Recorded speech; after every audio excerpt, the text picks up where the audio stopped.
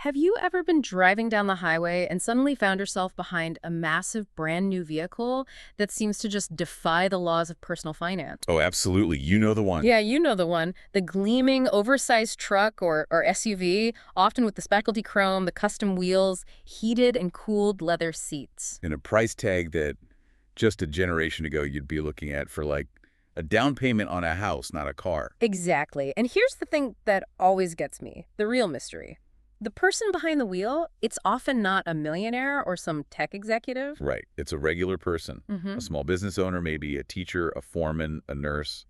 And the question that you have to ask is, how? How are these seemingly normal households managing to afford these, just astronomical monthly car payments? On paper, it shatters every traditional rule of personal finance. It does. And that's the financial puzzle we're getting into today. That is the conundrum we are diving into. And for you, our dedicated learner, the mission today is really crucial. We're going to systematically unpack this entire system. Point by point. Step by step.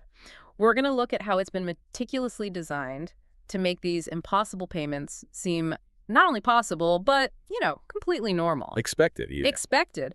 Our goal is to give you the knowledge to see the system for what it is and hopefully opt out before it derails your own financial future. And to do that, I think we have to start by just grasping the scale of the problem. If we're going to understand the mechanics, we need a baseline. And the current numbers are, frankly, genuinely shocking. They really are. They establish the magnitude of the distortion we're about to talk about. Okay, so let's just, hit the pavement running with the facts. What are we actually looking at? Okay. The average new car payment in America has rocketed to over $700 per month. 700. Just stop and think about that number. And that's just the average. That's the average across all new vehicles. So that's your little economy sedan all the way up to the big trucks. Well, but what really stands out when you dig into the data is that the average buyer is increasingly choosing trucks and these large SUVs, often with all the bells and whistles. right, the expensive packages. And that's what's really driving the cost inflation. For these popular vehicles, payments are routinely exceeding $900 a month 900. and seeing loan agreements pushing $1,200 monthly. That's disturbingly commonplace now in finance offices all across the country. We are talking about $1,200 every single month for a car. That amount, it often surpasses what many people pay for housing. For rent, or in some parts of the country, yeah, a mortgage payment. Yet millions of Americans are signing on the dotted line, locking themselves into that debt for 6, 7, even 8 years. And if you connect that to the bigger picture, the logical first assumption would be massive wage inflation, right? Of course. You'd think, okay, paychecks must have exploded to compensate for this. Exactly. If the average person is dedicating $900 or more a month to a car, their median household income must be through the roof. It's not. No. The data confirms that incomes, while they've gone up a bit, have nowhere near kept pace. Not enough to justify this kind of debt using any traditional financial rule of thumb. So the money isn't coming from higher paychecks. Where is it coming from? It's coming from a systematic restructuring of debt itself. Okay, so let's unpack that system. Let's do it step by step. Yeah. We have to begin with the very foundation that allows this whole thing to exist. The timeline. The systematic extension of the debt timeline. If we were having this conversation, say, 15 years ago, a standard car loan was 36 months, 3 years. 48, 4 years, and that felt like a long time. It did. If you went to 60 months, 5 years, you were really considered to be stretching your budget to the absolute limit. Those days are they're ancient history now. So what's the new normal? Today, the industry standard terms routinely stretch to 72, 84, or even 96 months. That's 6, 7, 8 years into the future. It's wild. You mentioned it earlier. It really is like a financial horror movie when you see some specialized lenders now openly marketing 120-month car loans. 10 years. A full decade. A decade to pay off an asset that starts losing value the second you drive it off the lot. It's just mind-boggling. So this brings us right to our first point in this breakdown. Let's call it point 1.1, lowering the barrier to entry. Yes. The fundamental purpose of stretching that loan out is purely psychological. It's immediate. It is the single most effective tool a dealer have to make a frighteningly high price tag seem reasonable. Approachable. Exactly. Let's run the math on that $60,000 truck we were talking about. If a lender, stuck to the old ways, a 4-year, 48-month payment schedule, What would that look like? Well, assuming a pretty standard interest rate, your payment would be somewhere around $1,300, maybe $1,500 a month. Which is terrifying. It is. Most potential buyers would see that number and immediately walk away. They'd say, I can't afford that. Right. But the moment the dealer introduces the extended term, say 84 months, 7 years, that exact same $60,000 principal plus interest is suddenly spread way, way out. And the scary $1,500 payment just melts away. Drops dramatically. It becomes a seemingly manageable $800 or $900 per month. And the buyer's brain just zeroes in on that number, registers it as affordable, and the deal moves forward. The immediate relief of seeing that lower number completely overshadows everything else. It overshadows the total cost, the true length of the financial servitude you're signing up for. It's all about that monthly payment. It's the instant gratification that hooks you. You get the status, the comfort, the new vehicle smell right now for a payment you believe you can handle. And this is the big but. This is where it gets really, really expensive for the consumer. This has to be our point 1.2, the hidden cost of extension. Absolutely. When you extend that term from 4 years to 7 or 8, you are dramatically increasing the total amount of interest you pay, even with a decent APR. You're basically paying thousands of dollars for nothing. You're paying for the privilege of taking longer to pay back the debt. That's it. Let's stick with our case study, the $60,000 truck. In a traditional 4-year loan, what's the total cost?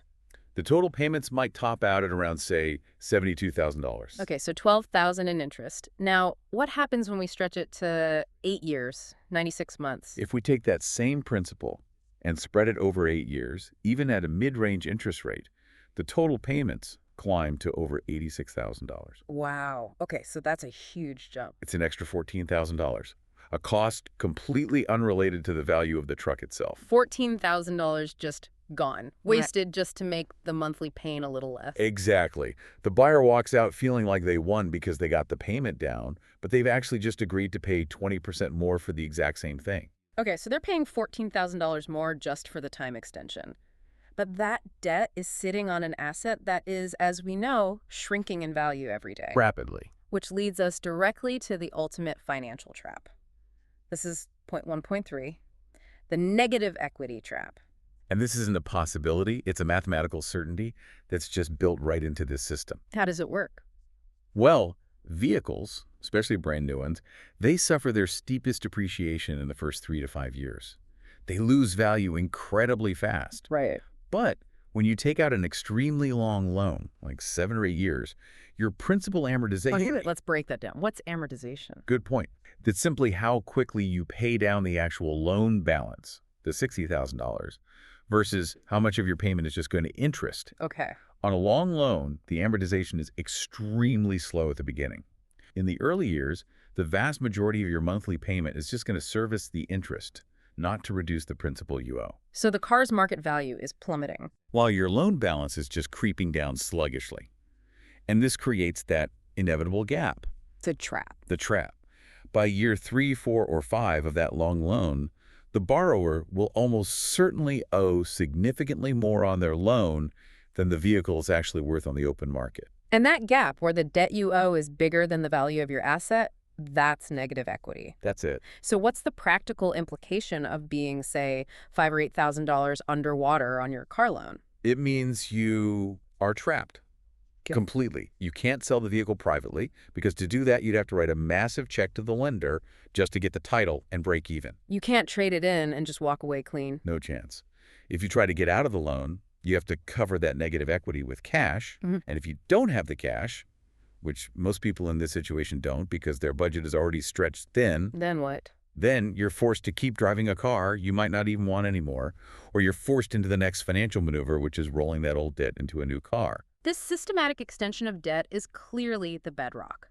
So now that we understand how the debt gets so big and lasts so long, let's transition.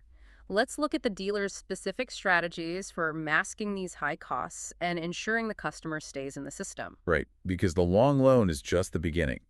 The dealer's finance and insurance office, the F&I office, has a whole toolkit. A suite of strategies designed to obscure the true cost and, of course, maximize their profit. Let's start with the one you see everywhere, the siren song of the industry. Let's make this point 2.1, the illusion of 0% financing. This is maybe the most effective tool they have for getting people into the showroom.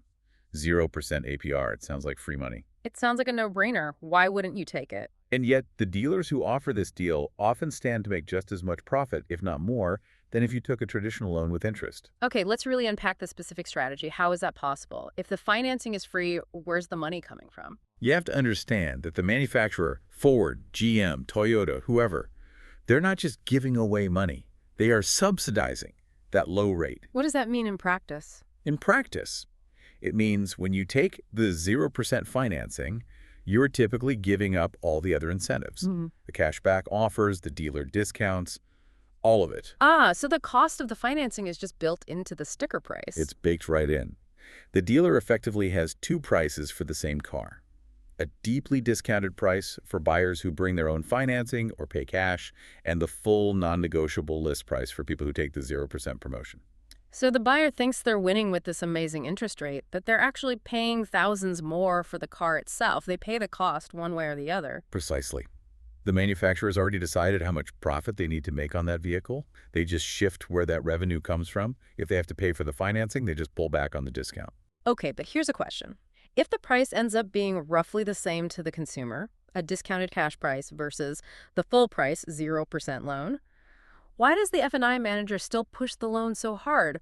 Why not just take the cash and be done with it? Because the dealership's F&I office is a massive, massive profit center. Often it generates higher margins than the actual sale of the car. Really? Oh yeah.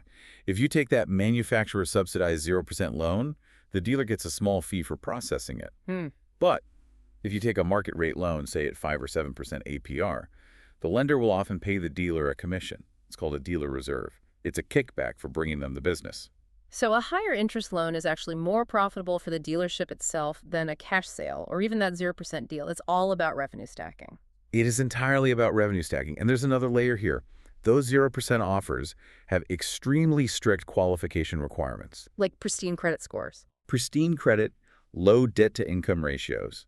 And often they come with mandatory shorter terms, like 48 or 60 months, not the long ones we've been talking about. So most people don't even qualify. The vast majority of buyers, especially the ones who need that 84-month stretch to make a $900 payment seem possible, they do not qualify. They get lured in by the 0% ad, but they end up with a substantial interest rate, which just adds exponentially to the total cost we analyzed before. So the 0% offer is really just a sophisticated bait and switch. It gets people in the door, but most leave with a high-interest long-term loan that benefits the dealer immensely. That's the game. Okay, let's move to the next strategy.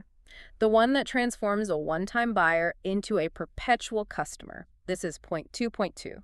The trade-in game and the financial hamster wheel. This is the critical stage. This is where that negative equity we talked about metastasizes. It turns into what can feel like generational debt. Paint the picture for us. Okay, so the buyer is 3 or 4 years into their 7-year loan. They're already tired of the vehicle.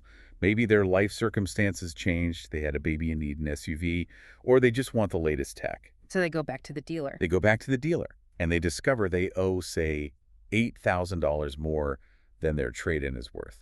They are underwater. And the dealer, seeing this, leverages the buyer's need for an immediate solution and offers them the path of least resistance. Precisely.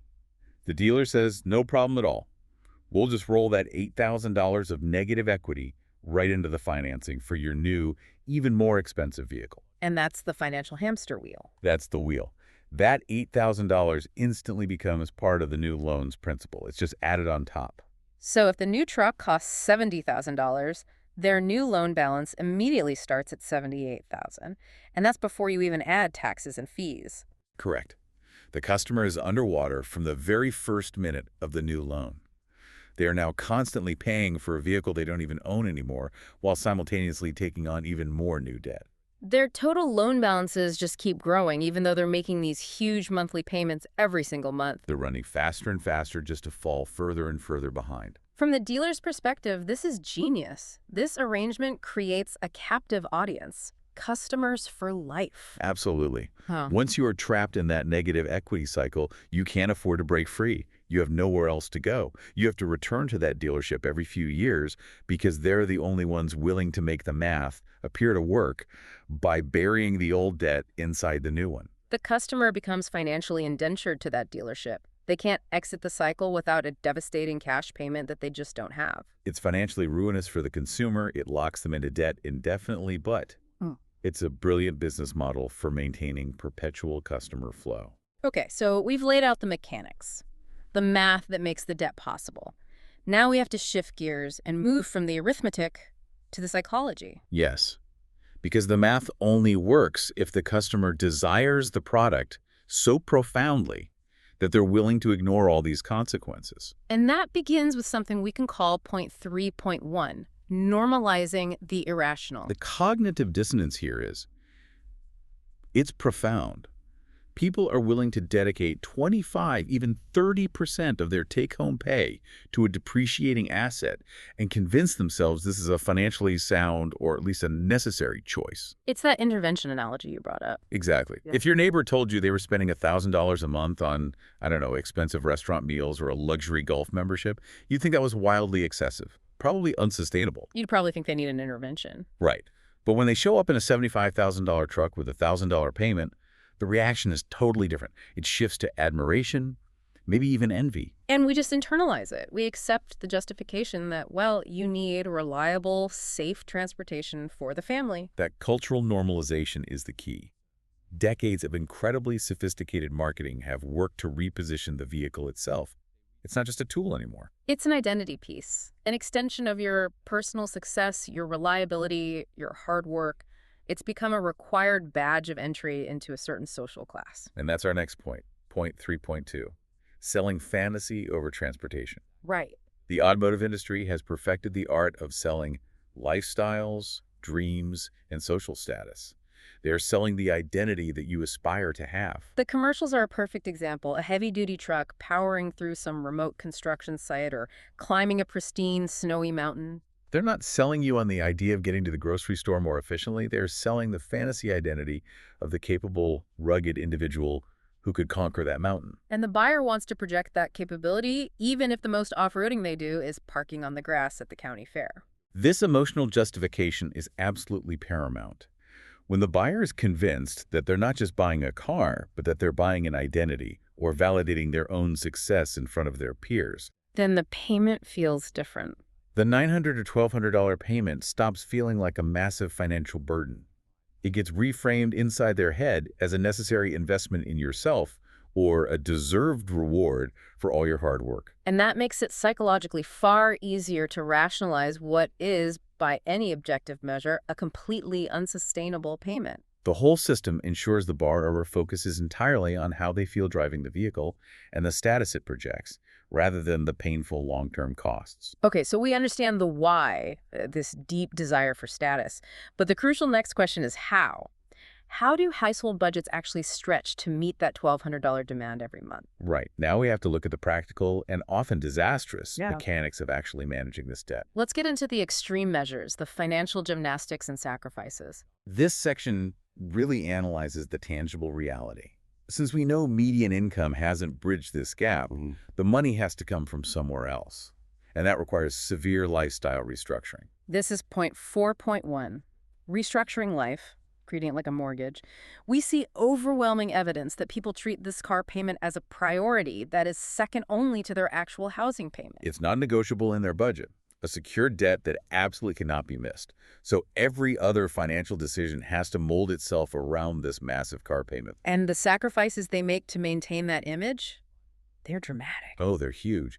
We're talking about households downsizing their living space, moving to smaller apartments, or staying with roommates longer into their adult lives. They're cutting back on everything. Significantly. Cutting food budgets, no dining out, skipping vacations, putting off essential savings or major family purchases, all of it, just so they can sustain a car payment that might be eating up 25 or 30% of their take-home income. It's that classic image. Achieving external luxury, the $80,000 truck in the driveway, at the cost of internal austerity, like eating ramen noodles for dinner every night.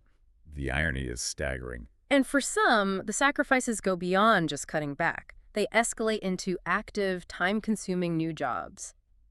This brings us to point 4.2, automotive indentured servitude. This is a growing phenomenon, taking on a second job, a side hustle, specifically to cover the vehicle's expenses. Not for savings, not to get ahead. No, simply to generate the cash flow needed to meet the loan obligation, the insurance, and the fuel costs of the very vehicle they're driving around. You see people driving for rideshare livery services on evenings and weekends. And that vehicle becomes this dual-edged sword. It's the master, demanding the huge monthly payment, but it's also simultaneously the means of survival, the tool needed to generate the income to pay for itself. Let's make that tangible. Okay, if your car payment is $1,000 and your fuel, insurance, and maintenance add another $400, you need to clear $1,400 net profit from your side hustle every month. Wow. Depending on your local market, as a rideshare driver, that might mean you need to dedicate 30 or 40 hours a month, an entire second part-time job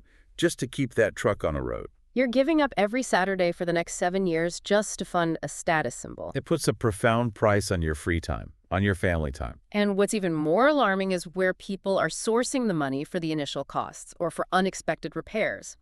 This is point 4.3, borrowing from the future. This is when they start accessing funds that were meant for their long-term security. We're seeing more and more people dipping into retirement accounts, like IRAs, or taking out loans against their 401k plans. And what are they using that for? To cover immediate needs, a large down payment to get the monthly payment down, or for the inevitable staggering repair bills that we're going to discuss in a minute. They're literally stealing from their retired selves to fund a present-day luxury. And we have to emphasize the devastating compounding cost of doing this. When you pull money early from a 401k, you often face a 10% penalty right off the top. Plus, the entire withdrawal is taxed as ordinary income. So you lose a huge chunk immediately. You might lose 30, even 40% of what you take out right away to taxes and penalties. But the real loss is the opportunity cost. What it could have become. Exactly. If that $10,000 had just stayed invested, earning a conservative 8% annual return, it could have grown to over $100,000 by the time they reached retirement. They're sacrificing hundreds of thousands in future wealth for a truck that will be worth practically nothing in 10 years. It is a terrible, terrible trade-off between immediate status and long-term security. The financial gymnastics don't stop there, though. It extends even to managing basic monthly cash flow. Point 4.4, the credit card shuffle and asset leverage. This is using one high-interest debt to service another. It's the financial equivalent of, trying to put out a small fire by starting a bigger one right next to it. How does that work in practice? They use high-interest credit cards to cover the inevitable costs. Maintenance, repairs, insurance premiums, fuel. Why? To free up enough liquid cash to make sure they hit that crucial, highly visible monthly car payment, they're putting essential ongoing costs on 25% APR credit cards just to service the car loan. And what's the most disastrous leveraging trend you're seeing? It's when they leverage their primary appreciating assets. People are increasingly using personal loans, or even worse, home equity loans, ALOCs, to cover down payments. Or to wipe out negative equity. Tragically, yes. They are using their house, the one asset that should be building wealth and stability for their family, to fund a rapidly depreciating consumption-based asset. It's a fundamental misunderstanding of what those assets are for. Completely. Your house should build wealth. Your car should just be an efficient tool. Leveraging the former to fund the latter is an exceptionally dangerous financial move. This just powerfully demonstrates the length people will go to maintain the image that expensive vehicle provides. Now, let's move past the payment itself and examine the hidden costs, the ones that multiply the financial pain of ownership. This is critical because when a buyer is in that finance office, they're laser focused on one thing, that monthly payment number. They fail to calculate the true total cost of ownership, which is magnified by several predictable and substantial factors they just completely underestimate. Completely. Let's start with a statistic that truly defines this trend of overconsumption. This is point 5.1, the multiple vehicle trap. We know the average American household now owns more cars than licensed drivers. Right. And many families are juggling 2 or even 3 simultaneous massive car payments. This is financially devastating. Give us an example. Consider a pretty typical dual-income family.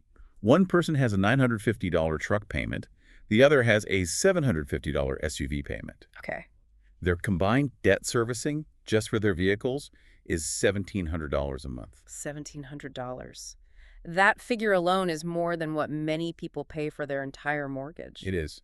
They are essentially running a micro fleet of highly depreciating assets. They become experts at juggling due dates, prioritizing minimum payments, optimizing their cash flow. But in all that micromanagement, they lose sight of the bigger picture. They measure their success by keeping all the plates spinning, not by questioning why they have to spin so many plates in the first place.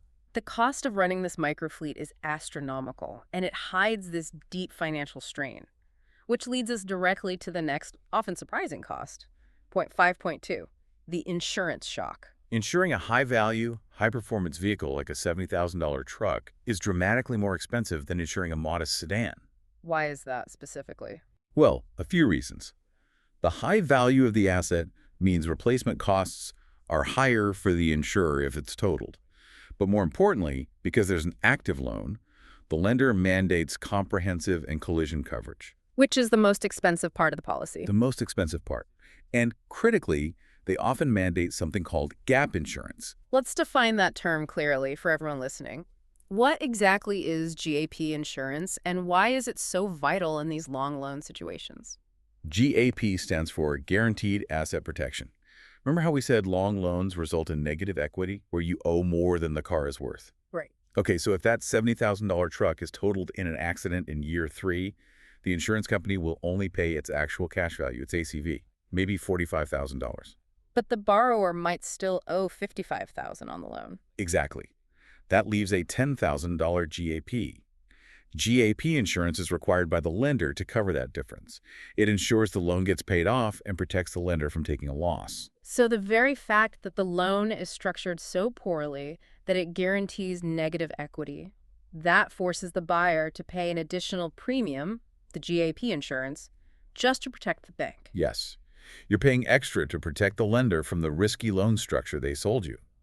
When you combine comprehensive, collision, and GAP insurance, your premiums can easily exceed $200 a month for just one expensive vehicle. And for a family managing 2 or 3 of these. Their combined insurance costs can easily approach or even exceed $500 monthly. That's $6,000 a year just on insurance. And most buyers, in their fierce negotiation over the car payment, completely forget to budget for this until they're sitting in the agent's office getting that dose of reality. It's a permanent high tax on owning a status symbol. Okay, moving on to the inevitable.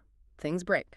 This is point 5.3, staggering maintenance costs. Modern vehicles, especially the ones packed with high-end tech, are not simple to repair.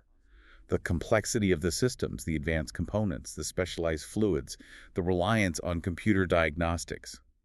It all means when something goes wrong, the repair bills are exponential compared to older, simpler cars. Give us some specific numbers that highlight this problem. Well, even standard maintenance is more expensive. But when a major repair is needed, the costs are staggering. Replacing a complex braking system on a heavy-duty truck can run $800 to $1,200. That's a lot for brakes. It is. Issues with an advanced transmission or specialized engine components easily start at $5,000. If you need major engine work, you could be looking at a bill north of $10,000. Then what happens when one of those inevitable, massive repair bills hits a household that's already dedicating 30% of its income to the payment and has zero emergency savings? They enter a ferocious debt spiral. They can't avoid the repair, they need the vehicle to get to work. But since there are no savings, because all their spare cash goes to the car payment, the repair cost immediately goes onto a high-interest credit card. Or worse, it requires taking out another personal loan. The seemingly manageable car payment becomes the catalyst for a much bigger, much worse debt problem. It's a domino effect. Finally, let's talk about a cost that has just ballooned into a major monthly burden, especially for these truck and SUV owners. Point 5.4, fuel costs, approaching old payments. This is the ultimate paradox of the financial sacrifice. You have people driving these pristine, massive $70,000 trucks, but they are economically constrained from actually using them because the fuel costs are so high. It's that Rolex watch while living on ramen noodles scenario. Amplified. These large vehicles, especially if they're used for any kind of heavy work, often get real-world mileage of 15 miles per gallon, sometimes worse. And with gas prices fluctuating, often hitting $3, $4, even $5 a gallon, the monthly fuel cost for even a standard commute is just massive. It's huge. The fuel cost alone can easily exceed $400 a month for a normal American commute. And think about that in historical context. $400. That figure, just for fuel, is approaching what people paid for their entire car payment a decade or two ago. Right. The owner is spending an astronomical amount just to use the status symbol that is financially draining them every single month. Okay, so we have methodically dissected the mechanics, the psychology, and all these hidden costs. Now we need to tie it all together. You do the final tally. Let's run the comprehensive financial numbers that most people never actually take the time to calculate. This case study breakdown will reveal the total financial devastation of this model. Let's construct a typical appealing scenario. A buyer gets a $55,000 truck. They finance it over a long 7-year term, 84 months, at a pretty standard market rate of 6% interest. Okay. And the sales rep manages to get that payment down to a nice, round $800 a month. That feels like a victory in the finance office. It feels manageable. But let's trace the devastation over the next 7 years, point by point. Let's do it. First, cost one, the loan total. Over 84 months, that $800 payment totals approximately $67,000. So that's $12,000 in pure interest paid just to own this depreciating asset. Correct. Now, cost two, insurance. Based on our analysis of mandated coverage, including GAP, we can conservatively estimate $250 a month. That adds up to another $21,000 over the 7 years. It does. Then, cost three, fuel. Using a conservative $350 a month estimate, that's another $29,400 over the period. Almost 30 grand in gas. And finally, cost four, maintenance and repairs. Factoring in routine maintenance, new tires, and at least one inevitable major repair on a complex vehicle over 7 years, we have to conservatively add at least $15,000. Okay, let's tally that up deliberately. A total financial spend on transportation over just 7 years comes to over $132,400. $132,000. And here's the brutal reality that is never, ever discussed in the showroom. At the end of those 7 years, that initial $55,000 vehicle is likely to be worth maybe $15,000, and that's assuming it's still running well and hasn't been in a major accident. They have paid over $132,000 for an asset that retained only $15,000 in value. It's an immense level of wealth destruction. It truly is wealth destruction with cup holders and heated seats and a fancy navigation system. Which brings us to the crucial contrast, the opportunity cost. This is the wealth that was lost by making the choice to spend that money instead of save it. What could have been? What could have been? If that same $800 monthly payment, which the borrower proved they could manage within their budget, had been invested instead of spent, if they put it into a simple diversified index fund, earning a conservative 8% annually.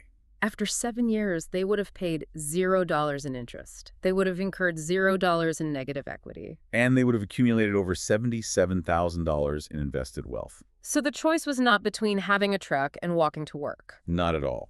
The choice was between having a nest egg of $77,000 in 7 years or having a rapidly deteriorating, heavily used $15,000 truck.